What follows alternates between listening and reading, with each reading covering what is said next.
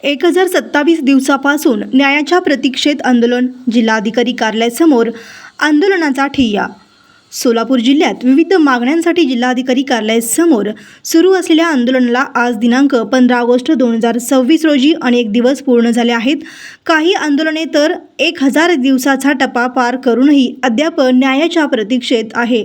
12 September 2023 पासून शिवाजी सोनटके यांचे आंदोलन सुरू असून आजपर्यंत तब्बल 1027 दिवस झाले आहेत व तसेच संगीताताई बिराजदार, सलीम शेख आणि प्रवीण बिराजदार यांच्या आंदोलनाही मोठा कालावधी लोटला आहे।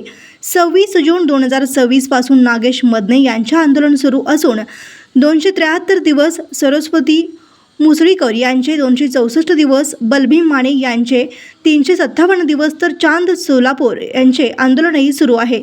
याशिवाय काही आंदोलने 61 दिवस, 31 दिवस, 19 दिवस, 5 दिवस तर काही आंदोलने नुकतीच सुरू झाली आहेत।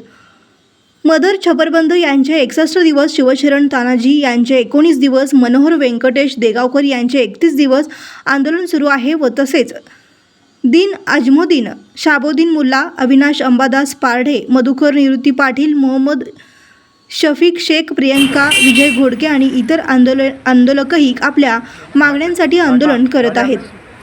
मात्र एवढा मोठा कालावधी लोटूनही अनेक आंदोलकांच्या मागण्यांवर अद्याप ठोस तोडगा निघालेला नाही। कायद्याच्या चौकटीत राहून न्याय मिळवा यासाठी हे आंदोलक आजही प्रशासनाच्या निर्णयाची प्रतीक्षा करीत आहेत। एकीकडे देश आज स्वातंत्र्य दिन साजरा करत असताना दुसरीकडे सोलापूर जिल्हा अधिकारी कार्यालयासमोर काही नागरिक आपल्या न्यायाच्या हक्कासाठी दिवसेंदिवस आंदोलन करत आहेत। या आंदोलकांच्या मागण्यांकडे प्रशासन गांभीर्याने पाहून लवकरात लवकर न्याय मिळवून देणार का, हा प्रश्न आता उपस्थित होत आहे।